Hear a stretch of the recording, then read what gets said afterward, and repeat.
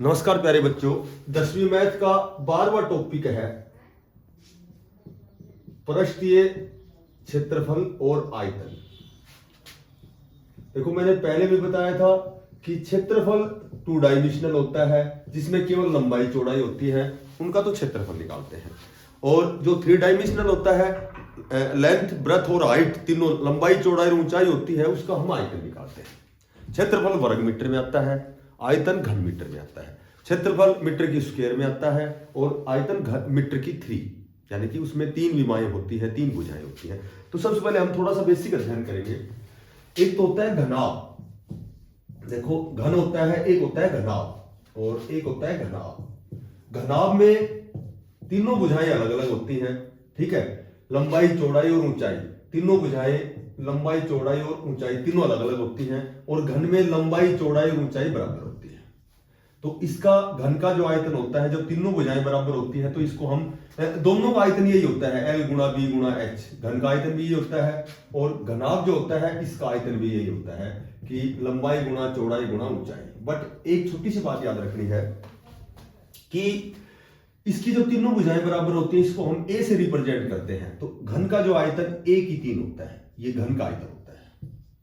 और जो घनाभ है, घनाभ का आयतन क्यूबाइड, और ये होती क्यूब और ये क्यूबाइड। घन का जो विकिरण होता है, घन का जो विकिरण होता है, ये होता है √3a। घनाभ का जो विकिरण होता है, घनाभ का जो विकिरण होता है, ये होता है L की 2 जमा B की 2 और जमा H की 2, ठीक है। और इसका √ वो ये है। घन की चूंकि तीनों भुजाएं बराबर है तो इसकी L भी A है, B भी A है और H भी A है। तो इसको भी ऐसे करेंगे, A² लंबाई की 2 जमा चौड़ाई की 2 जमा ऊंचाई की 2। तो ये हो गया 3a की 2 और a की स्क्वायर, रूट से स्क्वायर से स्क्वायर रूट कैंसिल, a बाहर आ गया, अंदर रह गया √3। तो वो ही होगा कि √3a। उसके बाद जो घन होता है, घन का जो वक्र पृष्ठीय क्षेत्रफल होता है, सरफेस एरिया जिसको बोलते हैं, वक्र पृष्ठीय क्षेत्रफल होता है, ये होता है 4a²। घन का जो संपूर्ण पृष्ठीय क्षेत्रफल होता है, संपूर्ण पृष्ठीय क्षेत्रफल होता है, ये होता है 6a²।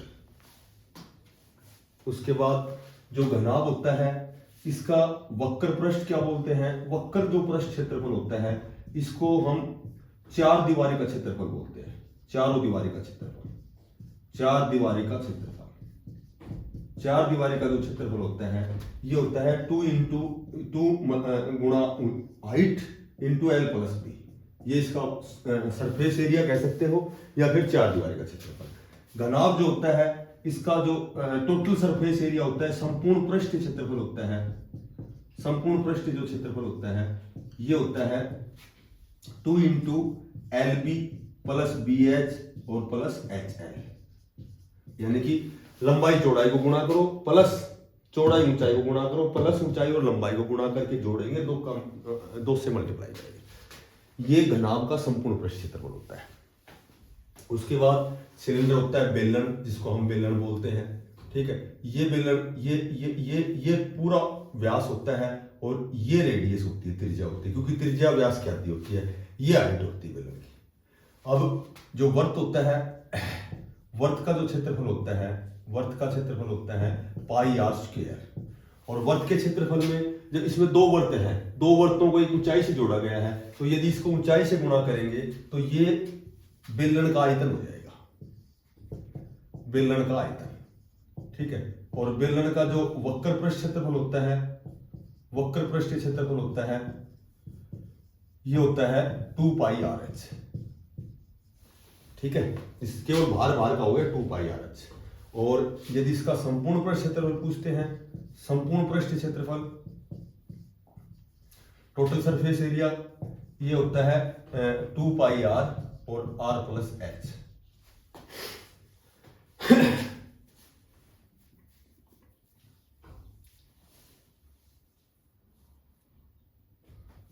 To pi r plus h होता है, ये r प्लस h ये होता है।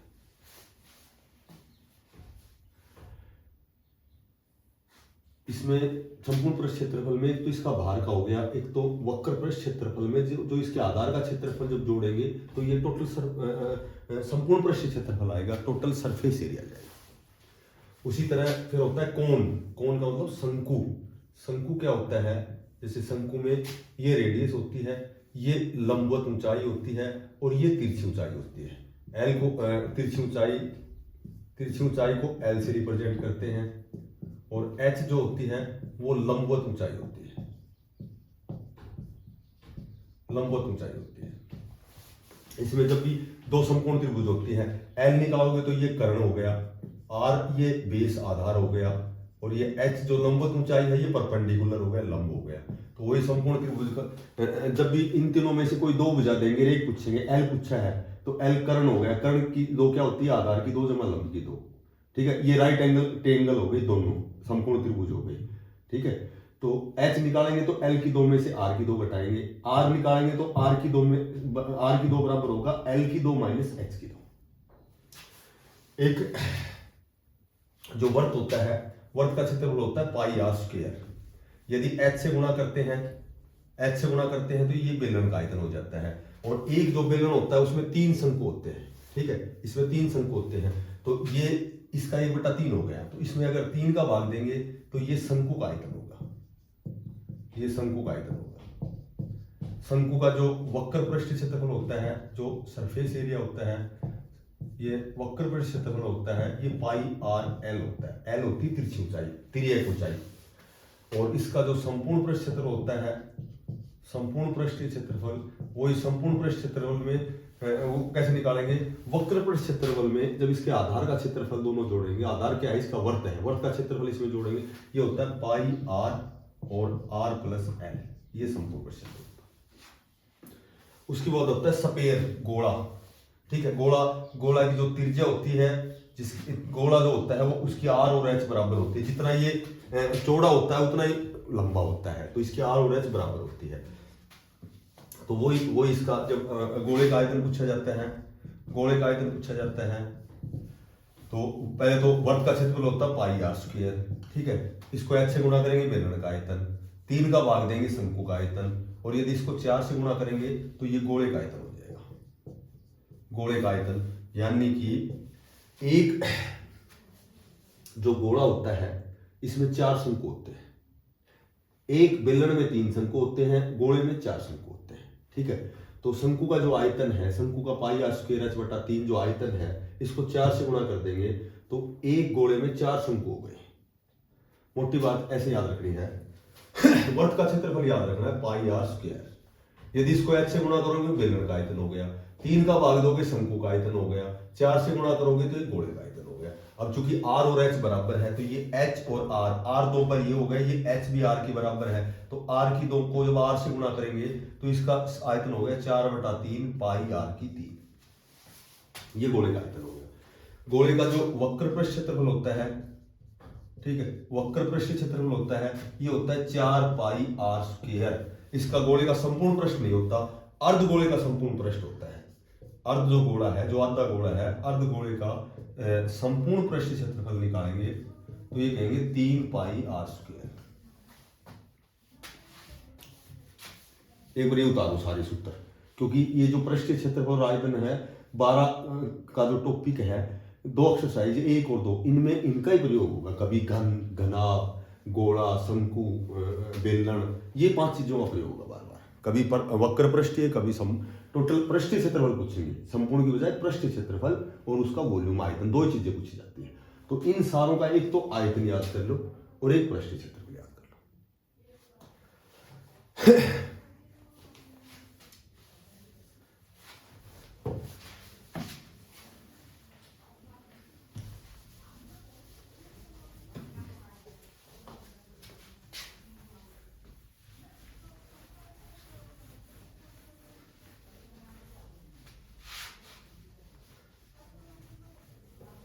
देखो पृष्ठीय क्षेत्रफल में तो दोनों आगे, संपूर्ण और वो दोनों आगे, तो मैं यहां लिख देता हूं घन है, घन का जो आयतन है ये 1/3 होता है। घन का जो वक्र पृष्ठीय क्षेत्रफल है ये 4a² होता है। घन का संपूर्ण पृष्ठ क्षेत्रफल है ये 6a² होता है। और घन एक चाक के डब्बे का आकार का होता है जिसकी लंबाई चौड़ाई और ऊंचाई तीनों बराबर होते हैं, ये घन होता है। उसके बाद घनाभ जो होता है ये घनाभ ये किसी कमरा या कोई हॉल जिसकी लंबाई चौड़ाई ऊंचाई अलग अलग होती है, इसका जो घनाभ का जो आयतन है ये घनाभ हो गया, क्यूबाइड बोलते हैं इसको। घनाभ का आयतन ये L गुणा B गुणा H हो गया। इसका वक्र पृष्ठ क्षेत्रफल ये हो गया 2 गुणा ऊंचाई इंटू लंबाई जमा चौड़ाई। इसका संपूर्ण पृष्ठ क्षेत्रफल टोटल सरफेस एरिया ये होता है 2 into LB plus BH plus HL। उसके बाद आ गया बेलन। बेलन का जो आयतन होता है, बेलन का आयतन हो गया πr²h। इसका जो वक्र पृष्ठ हो गया, वक्र पृष्ठ क्षेत्रफल हो गया ये हो गया बेलन का 2πrh। और इसका संपूर्ण पृष्ठ क्षेत्रफल हो गया 2πr और r प्लस h। उसके बाद आ गया कोण, शंकु। शंकु का जो आयतन होता है, शंकु का आयतन होता है ये बेलन के आयतन का 1/3 होता है πr²h/3। इसका जो वक्र पृष्ठ होता है, वक्र पृष्ठ क्षेत्रफल होता है πrl, l तिरछी ऊंचाई हो गई। और उसके बाद इसका जो संपूर्ण होता है ये होता है πr और r प्लस l, ठीक है। ये हो गया कोण, शंकु। इसके बाद आएगा स्पेयर, गोला। जो गोला होता है, स्पेयर होता है, इसका आयतन तो ये शंकु के आयतन का 4 गुना होता है, यानी कि 4/3 πr3। इसमें जो r है, r और h दोनों बराबर होती है। इसका जो वक्र पृष्ठ होता है, इसका वक्र पृष्ठ होता है 4πr²। तो इस पूरी एक्सरसाइज में इन सूत्रों का प्रयोग करेंगे।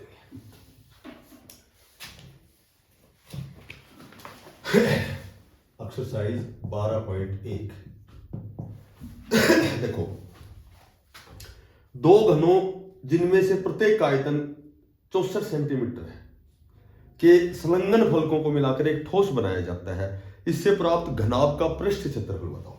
दो घन है, ठीक है, दो घन है, दो घन। पहला क्वेश्चन है कि दो घन है, इनका आयतन दे रखे हमें।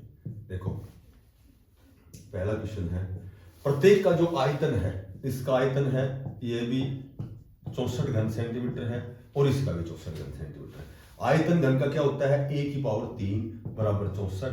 जब a निकालेंगे तो ये जो क्यूब है ये क्यूबाइड में जाएगी, ये यहां चली जाएगी, ठीक है। तो 64 का घनमूल निकालना है, घनमूल 4 होता है। 64 का घनमूल कैसे निकालेंगे, ऐसे निकालेंगे 16 चौका 64, 4 चौका 16। 4 कितनी बार आ गया, ये 4 आ गया 3 बार। और या ऐसे कर सकते हो कि घनमूल में 3 के जोड़े होते हैं, वर्गमूल में 2 के जोड़े होते हैं। तो 3 का एक ही जोड़ा है तो इसका घनमूल 4 आ जाएगा, यानी कि भुजा आ गई हमारे पास 4। चूंकि घन की लंबाई चौड़ाई ऊंचाई बराबर होती है तो L भी 4 हो गई और B भी 4 हो गई और H भी 4 हो गई। तो जब इन दोनों को मिलाएंगे, तो जब 4 लंबाई इसकी 4 इसकी है, इन दोनों को मिलाएंगे तो लंबाई तो हो जाएगी हमारे पास 4 4 8। चौड़ाई में कोई फर्क नहीं पड़ना, चौड़ा तो वही रहना है, 4 ही रहेगा। ऊंचाई में कोई फर्क नहीं पड़ेगा, 4 ही रहेगा। अब हमें निकालना है जो घनाभ बन गया, क्योंकि जब लंबाई अलग हो गई चौड़ाई ऊंचाई से, तो ये चूंकि तीनों भुजाएं बराबर होंगी तो ये क्यूब होगा, घन होगा, अदरवाइज ये घनाभ हो जाता है। अब ये घनाभ हो गया। अब ये कह रहा है कि घनाभ का पृष्ठ क्षेत्रफल। तो जो घनाभ है, घनाभ का हमें पृष्ठ क्षेत्रफल निकालना है। घनाभ का पृष्ठ क्षेत्रफल कैसे निकालेंगे, 2 into LB plus BH plus HL, ठीक है। 2 इंटू L और B को गुणा करो, L और B को गुणा करेंगे 8 चौका 32, B और H को गुणा करेंगे 4 चौका 16, H और L को गुणा करेंगे 8 चौका 32, 32 और 32 64 और 16 80 और 80 दूनी 160। तो मोटी बात यह है दो घनों को जोड़ेंगे तो इसकी लंबाई 4 इसकी 4 इसकी लंबाई 8 हो जाएगी। चौड़ाई में फर्क नहीं पड़ेगा और ऊंचाई में फर्क नहीं पड़ेगा। उसके बाद घनाभ का वक्र पृष्ठ पूछा है, यानी कि संपूर्ण पृष्ठ पूछा है। तो संपूर्ण पृष्ठ हमें याद है कि एक घन का संपूर्ण घनाभ का संपूर्ण पृष्ठ होता है 2 × LV + BH + HL।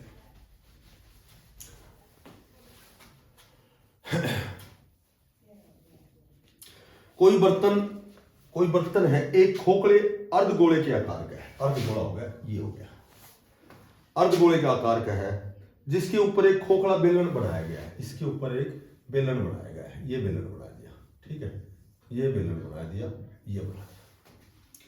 इसके ऊपर एक खोखला बेलन रखा गया है। अर्धगोले का व्यास 14 सेंटीमीटर है। इसका जो व्यास है ये 14 सेंटीमीटर अर्धगोले का, ठीक है। और इस बर्तन की कुल ऊंचाई 13 सेंटीमीटर है। इस बर्तन की 13 सेंटीमीटर है कुल ऊंचाई, ठीक है। तो इस बर्तन का पृष्ठ क्षेत्रफल बताना हमें। पृष्ठ क्षेत्रफल सीधी सी बात है कि जब पृष्ठ क्षेत्रफल पूछा है, इस पूरे दोनों मिला के एक पूरा पात्र बन गया ये, ठीक है, ये पूरी आकृति बन गई। तो इसका जो पृष्ठ क्षेत्रफल है, पृष्ठ क्षेत्रफल कैसे निकालेंगे? इसमें जो अर्धगोला है, एक तो अर्धगोले का पृष्ठ क्षेत्रफल, ठीक है, और इसमें प्लस जो बेलन है, बेलनाकार जो पात्र है, बेलन का पृष्ठ क्षेत्रफल। अब सबसे पहले ये देखो कि अर्धगोले का पृष्ठ क्षेत्रफल होता है, वक्र पृष्ठ होता है 4 πr²। तो अर्धगोला का मतलब आधा हो गया, तो 4 πr² को आधा करोगे तो ये हो जाएगा 2 πr² प्लस बेलन का पृष्ठ क्षेत्रफल होता है 2 πr। अब चूंकि हमारे पास r और h चाहिए, बेलन के लिए तो r और h चाहिए, अर्धगोले के लिए r चाहिए। क्योंकि अर्धगोले का व्यास हमें दे रखे हैं, अर्धगोले का व्यास दे रखे हैं 14 सेंटीमीटर, और रेडियस जो होती है, त्रिज्या होती है, ये इसकी आधी होती है, तो 14 का 7 हो गया। और मैंने बताया था एक गोला जो होता है उसकी r और h बराबर होती है। तो ये जो गोला है, ये इसकी r भी 7 है, इसकी h भी 7 है। टोटल जो ऊंचाई है वो 13 सेंटीमीटर है। तो इस जो बेलन का है, बेलन का जो ये जो बेलनाकार जो पात्र है, इसकी ऊंचाई बच गई हमारे पास 6 सेंटीमीटर, क्योंकि ये अर्धगोला है, ये त्रिज्या भी इसकी 7 है, इसकी ऊंचाई भी 7 है। तो टोटल 13 है। 13 में से जब 7 घटाओगे, क्योंकि त्रिज्या 7 है तो ऊंचाई भी 7 है, इसकी टोटल 13 में से 7 घटाओगे तो 13 में 7 घटाओगे तो इस बेलन की ऊंचाई 6 सेंटीमीटर आ गई। क्योंकि ये जो बेलन है इसी बेस पर टिका हुआ है, वही इसका भी व्यास 14 ही है, तो बेलन की त्रिज्या भी 7 हो गई, त्रिज्या दोनों की बराबर है। तो यहाँ 2 पाई यहाँ भी है और 2 पाई यहाँ, ये कॉमन ले लिया हमने। आर भी ले सकते हैं, क्योंकि आर इसलिए लेते हैं, आर दोनों की बराबर है, तो आर भी ले लिया बाहर। अंदर एक तो आर 2 बार है, एक बार आर बाहर आ गया तो एक तो आर बच गया, और एक बार यहां बच गया, एच बच गया। तो 2 पाई की जगह लिखेंगे 22/7, आर हमारे पास 7 है, इंटू आर भी 7 है, और ये जो एच है ये बेलन की है, तो इसकी जो एच है ये 6 सेंटीमीटर है। तो 7 और 6 13 ये आ गया, 7 को 7 से काट देंगे, ठीक है। y दूनी 44 को 13 से जब गुणा करेंगे, दैट इज आंसर, हमारा आंसर। ये है क्वेश्चन नंबर 2।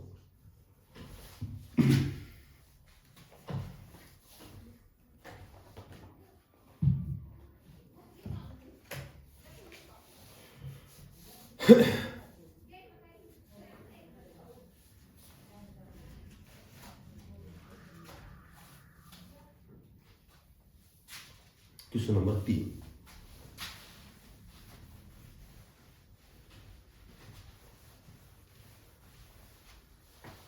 तीसरा क्वेश्चन दे रखा है कि एक खिलौना त्रिज्या 3.5 सेंटीमीटर एक शंकु के आकार का है, जो उसी त्रिज्या वाले एक अर्धगोले पर अध्यारोपित है।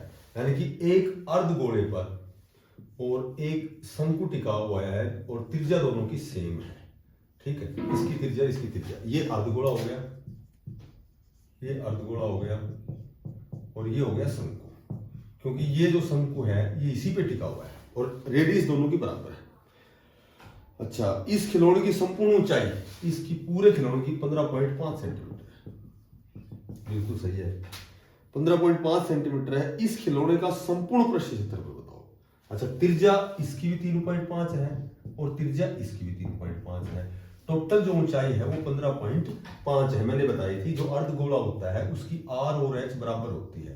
तो ये जो अर्धगोला है इसकी हाइट भी 3.5 ही है, क्योंकि रेडियस इसकी त्रिज्या भी 3.5 है। ये अर्धगोले की, ठीक है, गोले की त्रिज्या और ऊंचाई बराबर होती है। अब टोटली ऊंचाई 15.5 है और इस अर्धगोले की जो ऊंचाई 3.5 है, तो इसमें से 3.5 घटाएंगे तो इसकी जो शंकु की ऊंचाई बच जाएगी हमारे पास 12 सेंटीमीटर। ठीक है, तो ये हमारे पास 12 सेंटीमीटर आ गई। ठीक है, अब सुनो, शंकु की त्रिज्या हमारे पास है, ऊंचाई हमारे पास है, अर्धगोले की त्रिज्या हमारे पास है और त्रिज्या ऊंचाई बराबर है। तो अब हमें निकालना क्या है कि इस खिलौने का हमें संपूर्ण पृष्ठ क्षेत्रफल निकालना है। तो संपूर्ण पृष्ठ क्षेत्रफल क्या होता है कि दोनों का संपूर्ण पृष्ठ क्षेत्रफल कैसे निकालेंगे? खिलौने का संपूर्ण पृष्ठ क्षेत्रफल क्या होता है? देखो, एक तो इसका अर्धगोले का वक्र पृष्ठ, ठीक है, अर्धगोले का वक्र पृष्ठ क्षेत्रफल और जमा शंकु का वक्र पृष्ठ, ये संपूर्ण आ जाएगा। दोनों का कुल पात्रक आ जाएगा। अर्धगोले का तो मैंने बताया था अभी 2πr² होता है, क्योंकि पूरे का तो है 4πr², अर्ध का हो गया 2πr², जमा शंकु का वक्र पृष्ठ πrl होता है। तो चूंकि पाई इसमें भी है, पाई इसमें, पाई बाहर ले लिया हमने, आर इसमें भी, आर दोनों की बराबर 3.5, तो आर बाहर ले ली। तो यहाँ एक तो बच गया 2 और एक बच गया आर, क्योंकि एक आर तो ले लिया बाहर, प्लस पाई बाहर ले लिया, आर बाहर ले लिया, यहाँ बच गया एल। बस अब हमारे पास दिक्कत आएगी, एल नहीं है, एल यानी कि तिरछी ऊंचाई नहीं, ये एल नहीं है, ये तिरछी ऊंचाई नहीं है हमारे पास।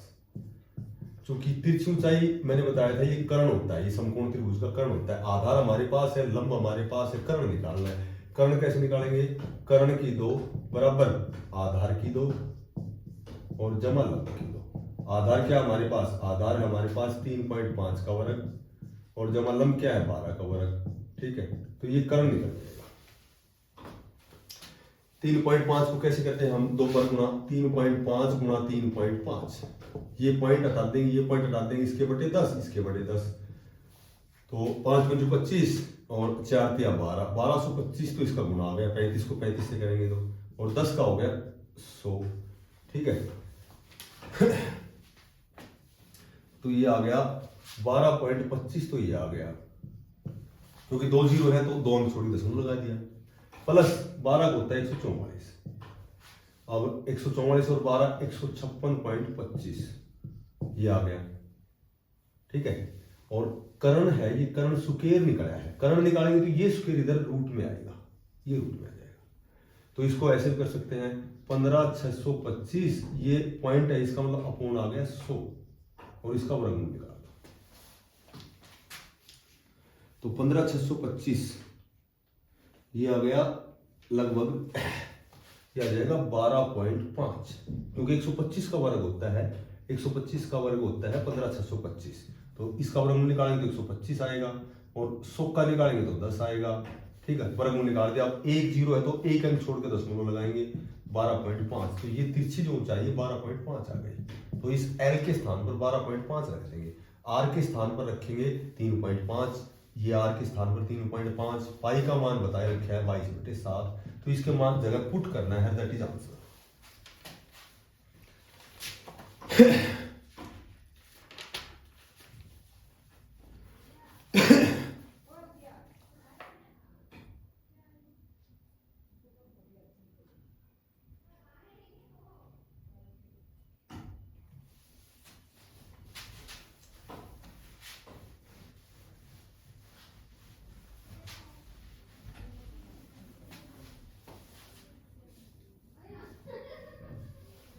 Question number 7। कोई तंबू एक बेलन के आकार का है। कोई तंबू है, जैसे ये तंबू है, ये बेलन के आकार का है। ठीक है, ये तंबू बेलन के आकार का है, जिस पर एक शंकु अध्यारोपित है। इस पर एक शंकु बनाया गया है। ठीक है, ये शंकु बना दिया। इस पर एक शंकु बनाया गया है। अब ये कह रहा है कि यदि बेलना भाग की ऊंचाई और व्यास क्रमशः, ऊंचाई तो इसकी 2.1 दे रखी है मीटर है, और इसका व्यास जो दे रखे है वो 4 सेंटीमीटर दे रखे हैं, ठीक है। अब ये कहता है तथा शंकु की तिर्यक ऊंचाई 2.8 है, ये भी सही है। तिर्यक ऊंचाई वही होती है जो क्या बोलते हैं, तिर्यक ऊंचाई एल से रिप्रेजेंट करते हैं, इसको आर से करते हैं, इसको एच से करते हैं, तो तिर्यक ऊंचाई ये होगी 2.8 दे रखे है इसमें। तो इस तंबू को बनाने में प्रयुक्त कैनवस का क्षेत्रफल ज्ञात कीजिए, यानी कि टोटल वही संपूर्ण पृष्ठ क्षेत्रफल निकालना है। कैनवस का क्षेत्रफल ज्ञात कीजिए, साथ ही 500 रुपए प्रति मीटर की दर से इसमें प्रयुक्त कैनवस की लागत क्या होगी। यानी कि ये कह रहा है कि 500 रुपए प्रति मीटर स्क्वायर की दर से हमें खर्चा बताना है। इसमें क्या खर्चा लगेगा, लागत क्या आएगी।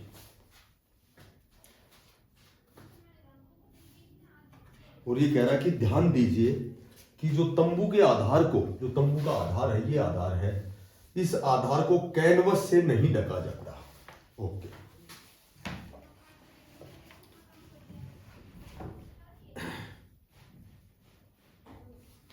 इसमें वही बात है कि कैनवस इसमें चारों ओर लगाया गया है।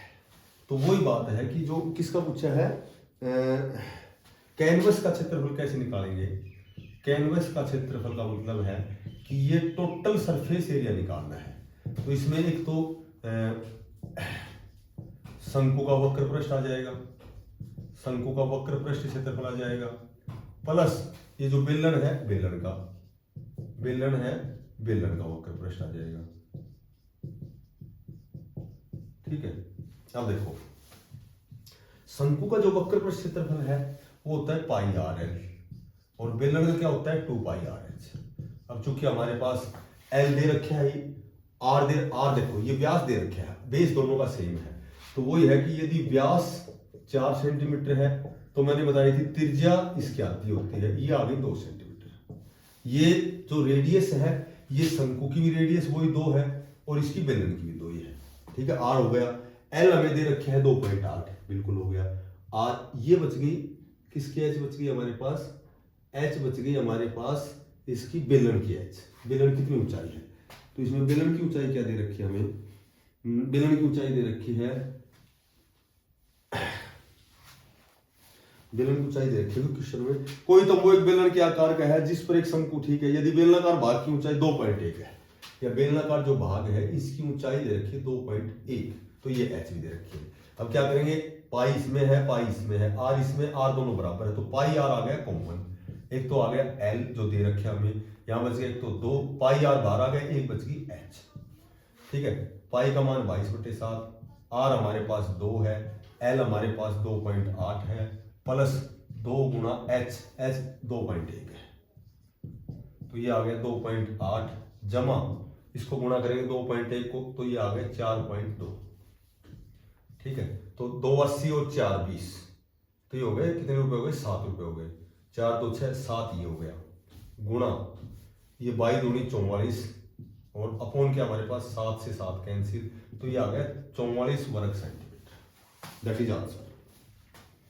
ये आ गया हमारे पास 44 सेंटीमीटर। जब भी क्षेत्रफल पूछा जाता है तो इसका ऊपर वाले का भी वक्र पृष्ठ निकालना, नीचे वाले का, बस ये ध्यान रखना। टोटल संपूर्ण इसलिए लिखते हैं कि इसका वक्र पृष्ठ और इसका वक्र पृष्ठ दोनों जोड़ेंगे तो टोटल संपूर्ण पृष्ठ क्षेत्रफल बढ़ जाता है।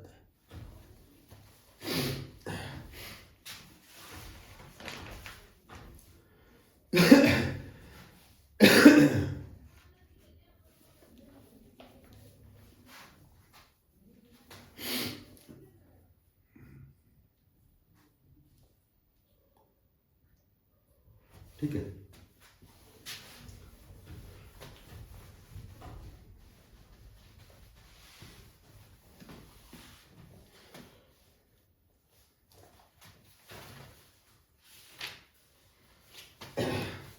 एक्सरसाइज 12.2। एक ठोस एक अर्धगोले पर खड़े एक शंकु के आकार का है। एक ठोस, कोई ठोस खड़ा है, एक अर्धगोले पर खड़ा है और एक शंकु के आकार का है, ठीक है। ये शंकु का आकार हो गया, ये शंकु का आकार हो गया। एक शंकु के आकार का है जिसकी त्रिज्या 1 सेंटीमीटर है, इसकी रेडियस जो r है ये 1 सेंटीमीटर है, ये इसकी अर्धगोले की भी त्रिज्या 1 सेंटीमीटर है और शंकु की भी 1 है, क्योंकि आधार सेम है इसका। तथा शंकु की ऊंचाई उसकी त्रिज्या के बराबर है, शंकु की ऊंचाई उसकी, ठीक है, ये भी एक हो गई, त्रिज्या के बराबर है। इस ठोस का आयतन पाई के पदों में जाता है, तो यानी कि जो ठोस का ये पूरा ठोस है, ठोस का आयतन, इस ठोस में क्या क्या है, ठोस में क्या क्या है, इस ठोस में एक तो अर्धगोले का आयतन हो गया, ठीक है, अर्ध वो तो उसमें तो पृष्ठ क्षेत्रफल पूछा था 12.1 में, तो इसमें सारे में आयतन पूछेंगे। तो अर्धगोले का आयतन हो गया और प्लस शंकु का आयतन हो गया, बस। अब सुनो, कुल आयतन पूछा है इस ठोस का। अर्धगोले का आयतन मैंने बताया 2/3 पाई आर की 3 होता है, ठीक है, क्योंकि 4/3 तो पूरे का हो गया, अर्धगोले का आधा मतलब आधा कर दो, इसको 2 का भाग दे दो। जब शंकु का आयतन मैंने बताया था कि 1/3 pi R square H, pi R square वर्त का हो गया, एच से गुणा करते बेलन का हो गया, 3 का भाग देते शंकु का हो गया। अब हमारे पास आर भी है एच भी है, ठीक है, तो 2/3 पाई, इसमें ऐसे अलग अलग जोड़ सकते हो, 2/3 पाई को 22/7, आर क्या है हमें, गोले के आर क्या है 1 को कितनी बार गुणा करो, ये क्या आएगा, प्लस 1/3 पाई वही 22/7, आर इसमें आर दोनों बराबर है, वही 1 गुणा 1, और ऊंचाई, इसकी ऊंचाई शंकु की त्रिज्या बराबर है, तो ऊंचाई भी 1 आ गई, बस। तो ये आ गया 22 × 44/21, ये आ गया, प्लस 22/21 ये आ गया, 21 एलसीएम आ गया, तो 44 + 22 ये आ गया 66/21। इसको और काटना है तो काट लेना, 3 से कट जाएगा, 22 × 66 और 3 × 7 = 21, 22/7 आ गया।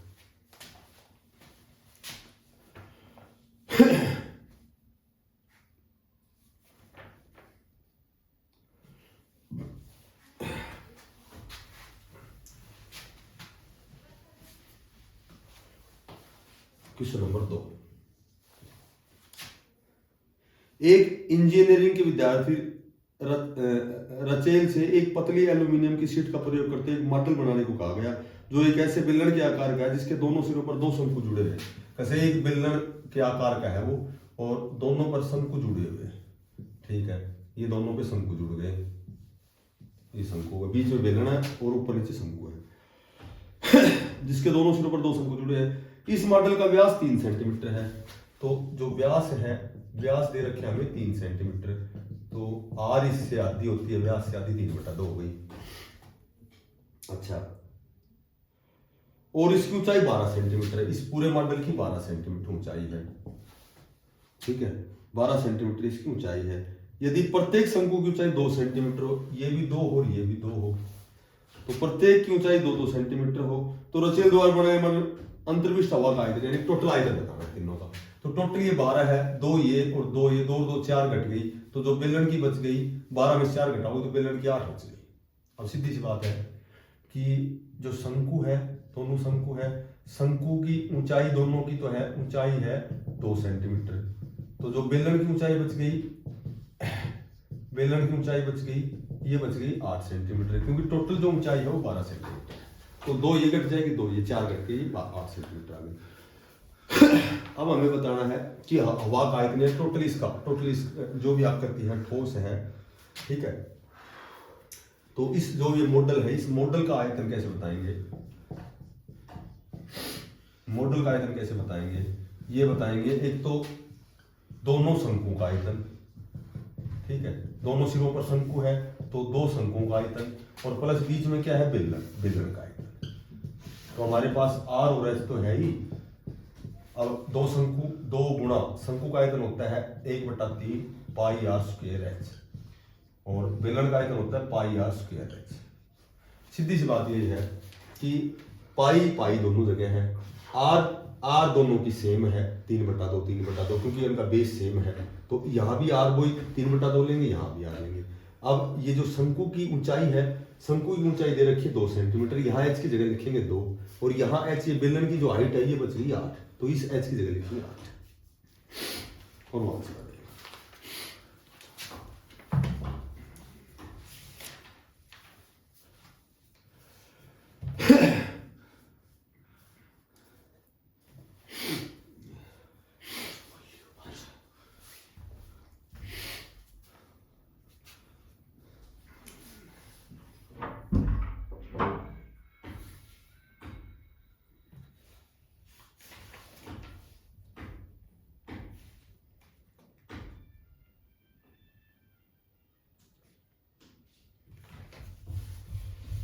Next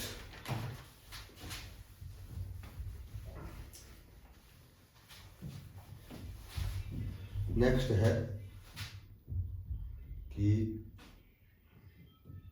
question number 4। एक कलमदान घनाभ के आकार की एक घनाभ है जिसकी लंबाई चौड़ाई ऊंचाई अलग अलग है, ठीक है। तो एक कोई घनाभ है, ये हो गया क्यूबाइड घनाभ। अब ये कह रहा है कि एक घनाभ है लकड़ी के बना है जिसमें कलम रखने के लिए 4 शंकुआकार गड्ढे बनाए गए। इसमें शंकु के आकार के 4 गड्ढे हैं, ठीक है। शंकु के आकार के इसमें 4 गड्ढे हैं,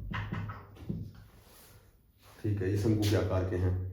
घनाभ की जो विमाएं हैं, घनाभ की लंबाई है 15 सेंटीमीटर, घनाभ की चौड़ाई है 10 सेंटीमीटर, घनाभ की ऊंचाई है 3.5 सेंटीमीटर। अब प्रत्येक गड्ढे की जो त्रिज्या है, जो गड्ढा है शंकु के आकार का है, तो शंकु की जो रेडियस है, त्रिज्या है 0.5 सेंटीमीटर दे रखी है, और भाई इसकी गहराई यानी कि इसकी ऊंचाई दे रखी है 1.4 सेंटीमीटर। अब हमें पूरे कलमदान में लकड़ी का आयतन ज्ञात कीजिए। सीधी सी बात है, घनाभ के आकार का है कोई पात्र है, इसमें 4 गड्ढे शंकु के आकार के हैं, तो इसमें लकड़ी का आयतन निकालने के लिए लकड़ी का जो लगी हुई लकड़ी है इसका आयतन कैसे निकालेंगे? इसका निकालेंगे कि जो घनाभ है, घनाभ का आयतन है, इसमें से जो 4 गड्ढे शंकु के हैं तो 4 शंकु का आयतन 1/4 शंकु का आयतन।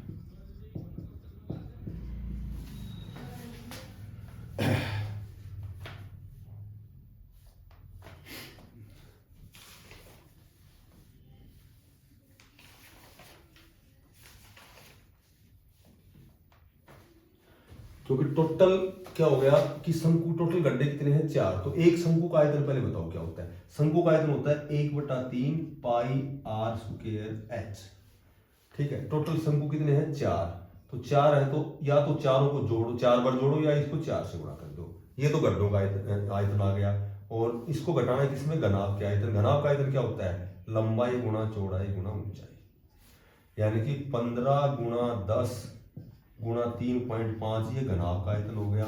माइनस 4 को 1 से गुणा करेंगे तो 4/3 पाई आर, पाई का मान वही लेना है तुम्हें 22/7, ठीक है। आर स्क्वायर, आर क्या है इसका? शंकु का आर है 0.5 यानी कि 1/2, तो 1/2 गुणा 1/2, और एच क्या हमारे पास? एच हमारे पास है 1.4। तो इसमें से जब ये घटाओगे तो ये लकड़ी का आयतन बच जाएगा।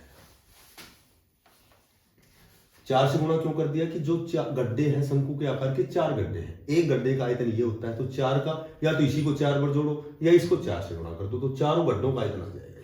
टोटल घनाभ में से जब चारों शंकु का आयतन घटाएंगे तो ये भी जो लकड़ी लगी हुई है उसका आयतन आ जाएगा।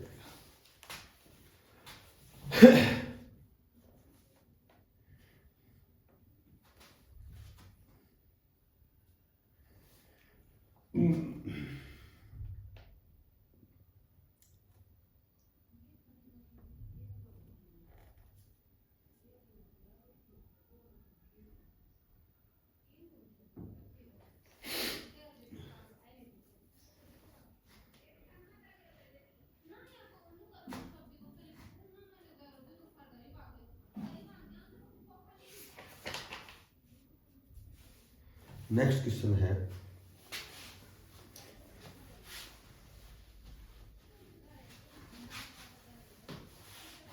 Question number 6। छठा क्वेश्चन है कि ऊंचाई 220 सेंटीमीटर और आधार का व्यास 24 सेंटीमीटर वाले एक बेलन, कोई बेलन है, और इस बेलन की विशेषता दी गई है कि इस बेलन की जो ऊंचाई है वो 220 सेंटीमीटर है, ठीक है, और आधार का व्यास इसका 24 सेंटीमीटर है। ये व्यास है 24 सेंटीमीटर। अच्छा, जिस पर ऊंचाई 60 सेंटीमीटर और त्रिज्या 8 सेंटीमीटर वाला एक अन्य बेलन, अच्छा एक बेलन इसमें और लगाया गया है, इसकी अलग अलग दी गई है। इसमें क्या दिया गया है कि इस बेलन की ऊंचाई तो 60 सेंटीमीटर है, ठीक है, और त्रिज्या इसकी त्रिज्या 8 सेंटीमीटर है। ये बेलन आरोपित है, लोहे का एक स्तंभ बना है। इस स्तंभ का जो द्रव्यमान ज्ञात करना है, जबकि कैसा 1 सेंटीमीटर जो स्क्वायर है, इस लोहे का द्रव्यमान मास बोलते हैं जिसको, ये बराबर 8 ग्राम होता है।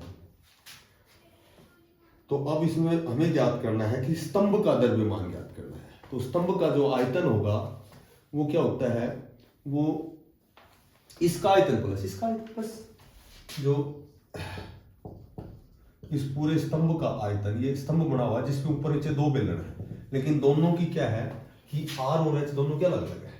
जैसे ये बड़े वाला है, इसकी आर तो है हमारे पास 12 सेंटीमीटर, क्योंकि ये 24 सेंटीमीटर व्यास है। इसकी ऊंचाई है 220 सेंटीमीटर। अच्छा, अब ये बच गया छोटे वाला बेलन, इसको हम बड़े आर से रिप्रेजेंट कर लेते हैं, त्रिज्या इसकी रेडियस बड़ी है। अब छोटे वाला जो बेलन है इसकी छोटी आर है, ये आर हमें क्या दे रखी है, ये आर दे रखी है हमें 8 सेंटीमीटर, तो इसको 8 सेंटीमीटर ये लिख दिया। तो इसकी आर हो गई 8 और इसकी जो हाइट है ये है 60 सेंटीमीटर। बस अब दोनों का आयतन कर दो, एक तो बड़े बेलन का आयतन प्लस छोटे बेलन का आयतन, दोनों का अलग अलग निकाल के, छोटे का आयतन दोनों का अलग अलग निकाल के बस जोड़ना है, टोटल उसका द्रव्यमान निकल जाएगा, टोटल इस स्तंभ का आयतन निकल जाएगा। बड़े बेलन का पाई आर, बड़ी आर से रिप्रेजेंट कर दो, पाई आर स्क्वायर एच, प्लस छोटे का पाई आर स्क्वायर एच। पाई दोनों में कॉमन है, ठीक है, या फिर अलग अलग निकाल दो। पाई हो गया 22/7, आर इसकी रेडियस क्या है 12 × 12, इसकी एच कितनी है 220, प्लस इसका पाई 22/7, आर क्या है, इसकी आर 8 सेंटीमीटर है, तो 8 × 8 और इसकी ऊंचाई कितनी है 60। तो इन दोनों को अलग अलग करके जोड़ दो। ये 12.2 एक्सरसाइज है, तो सभी में आयतन निकालेंगे।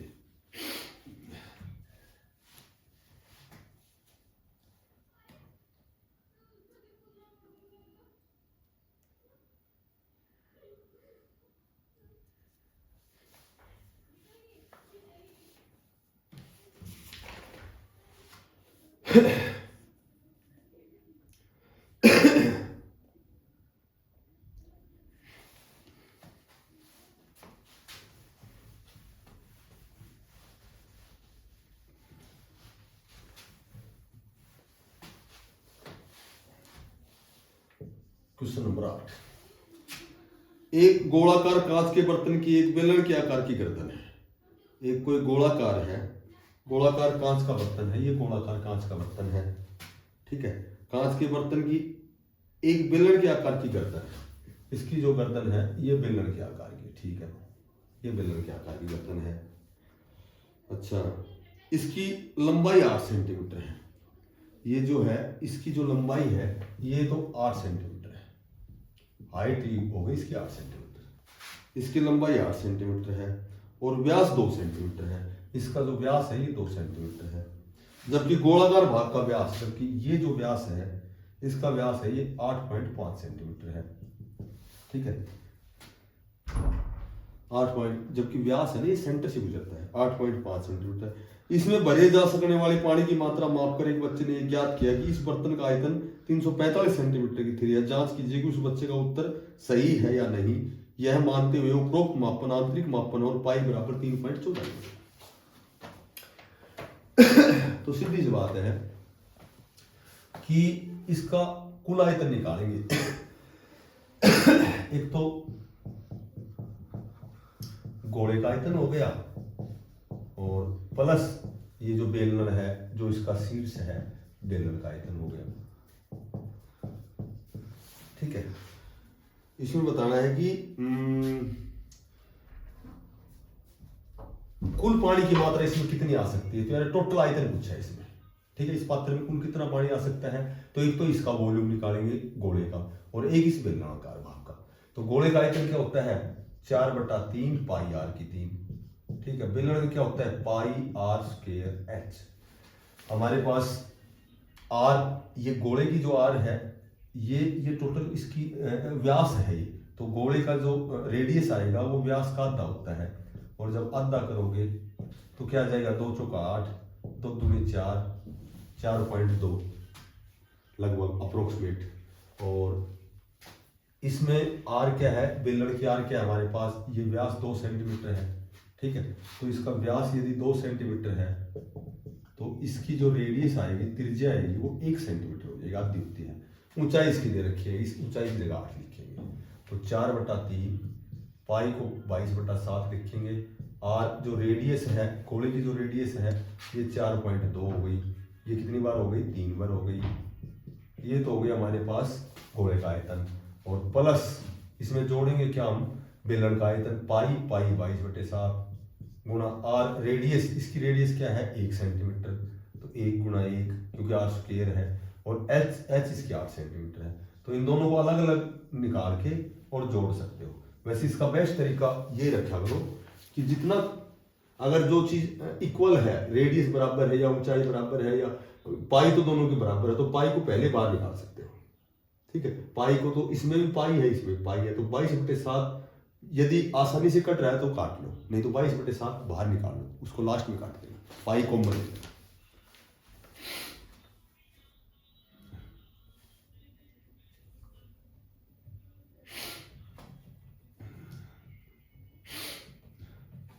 तो इसमें पूछा है कि इसमें कितना पानी भरा जा सकता है। तो पानी का जब आयतन, कुल पानी का आयतन निकालेंगे इस पात्र में, तो एक तो इस गोले का आयतन और प्लस बेलन का आयतन, दोनों को जोड़ेंगे, उतना ही पानी इसमें आ सकता है।